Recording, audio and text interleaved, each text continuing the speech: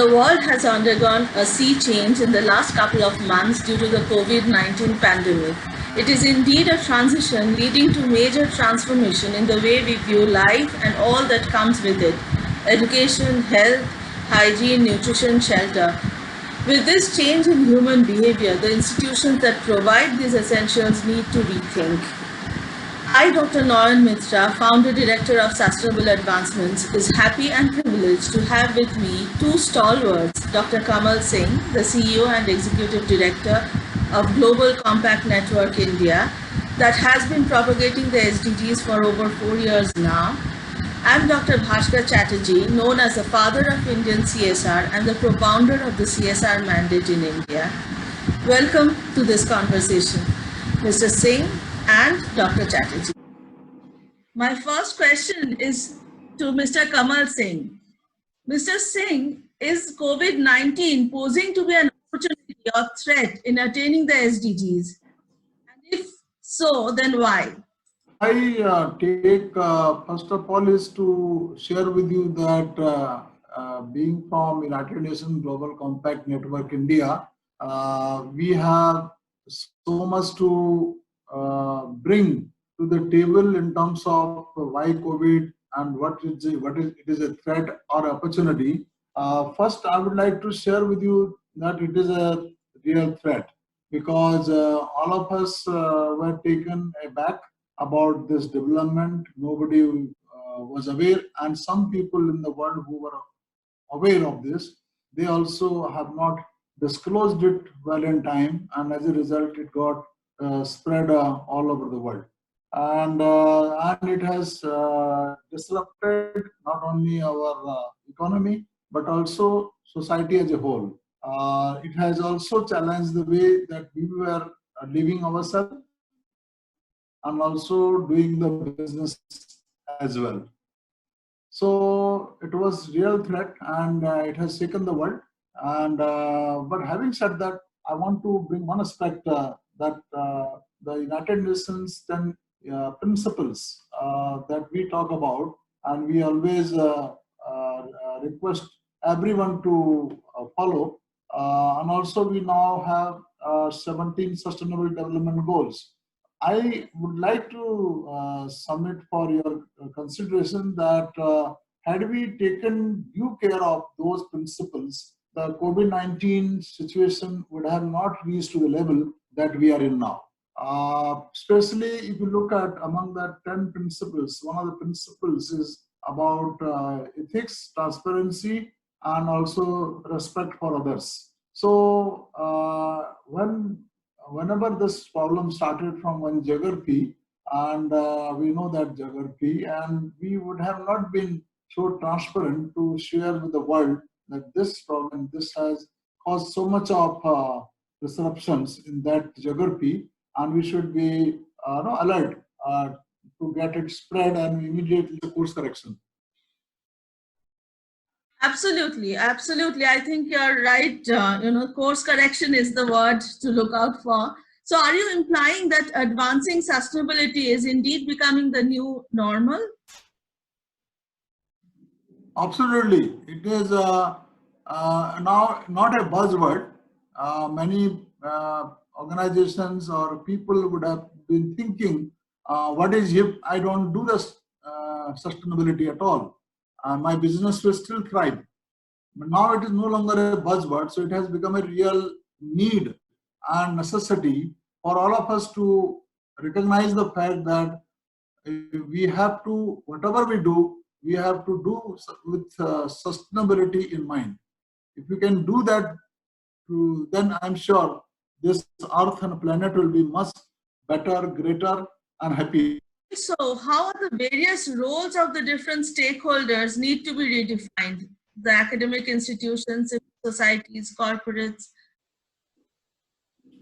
Yeah, so as you know that one of the mandate, it is a major mandate of UNGC India is all about bringing stakeholders together.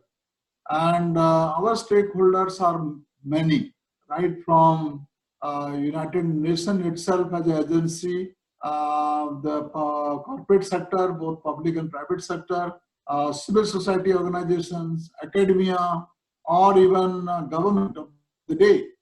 So all have to pull their resources to make this happen, because the role of all these agencies is to come together and prepare a actionable agenda which will be good for each and everyone. Eventually, if there is no planet, and then there is no business, and if there is no planet, and if there is no business, and there is no lives. It is as simple as that. So it is this partnership that will help us to make our agenda going forward post COVID a little better and more happier and also sustainable. Are they ready for this transformation yet? Yeah, earlier I must say only few responsible organizations were ready, and they were their own bit, and they were also became a part of the UNGC network across the globe. But now there is no choice. People have to be ready.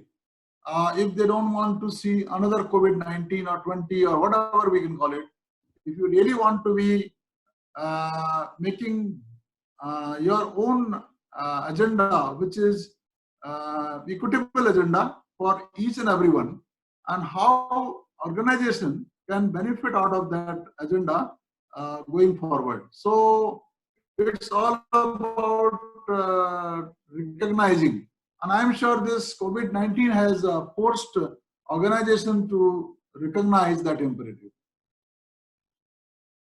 Thank you so much, Mr. Singh.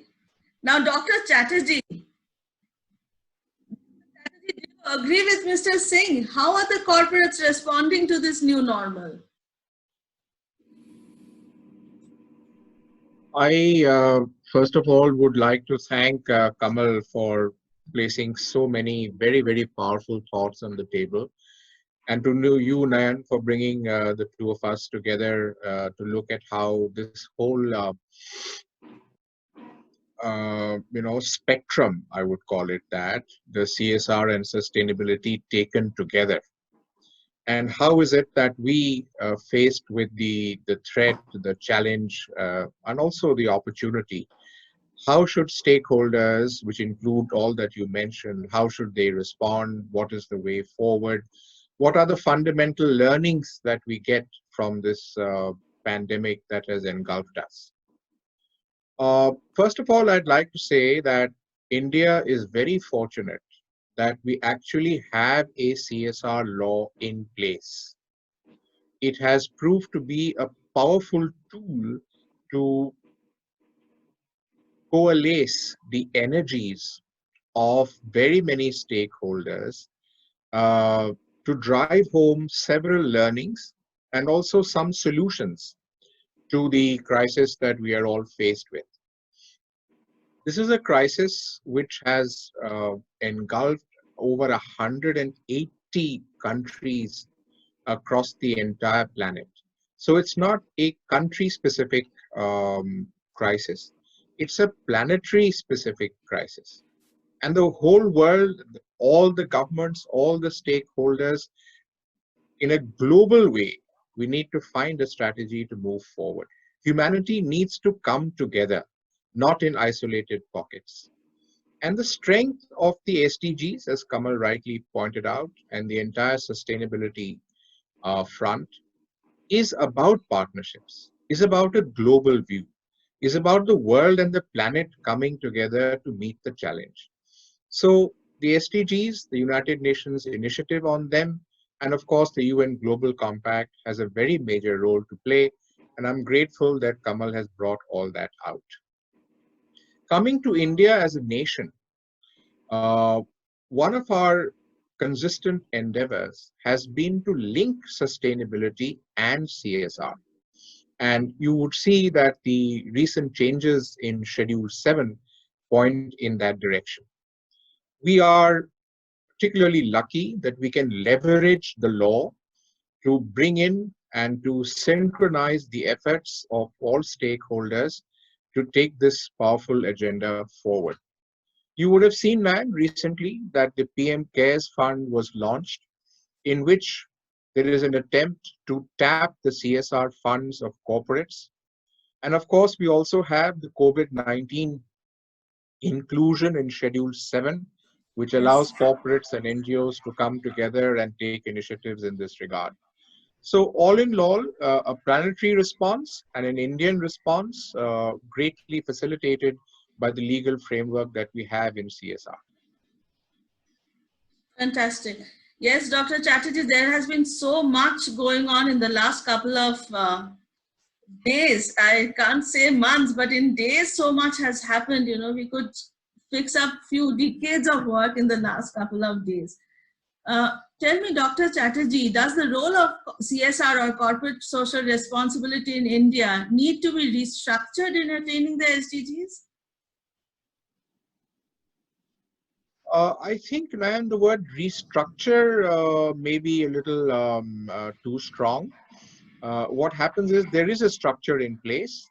Yes. We need to perhaps tweak it slightly, or realign it more towards the crisis we have in hand. Because let's face one real fact: COVID is not going away tomorrow. Right. We are in it for a fairly long run, and our responses to the crisis therefore cannot be one-off. It can't be, let's do this tomorrow and be done with it. There's no quick fix solution here. And therefore, sustainability as a word you would see is about finding solutions that go for the long run, that make the planet and all our efforts sustainable. So what we do now is not this quick fix thing where a marks is gone. We have to think in terms of the long run. What should be our response, as I said, first of all, as a planet, and then in our various countries.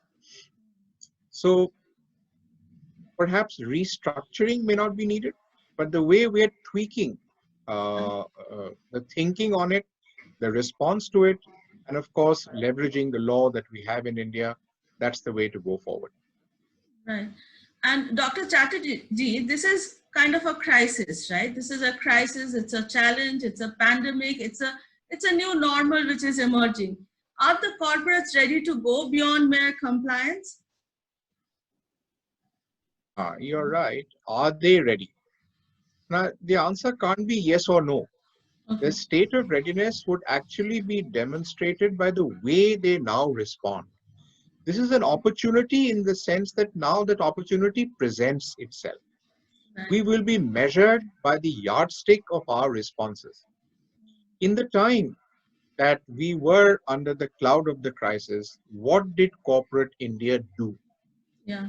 What did the civil society of India, much vaunted for its numbers and its quality, what did they do? What was the synergy between them? And of course, other stakeholders like academic institutions and others that you mentioned. In each sector, how did we respond? With what clarity, with what alacrity, and with what kind of a way forward? So this opportunity, these next few months are going to be critical. We will achieve what you want to do, Nayan, is to achieve the new normal. Thank you so much, Dr. Chatterjee.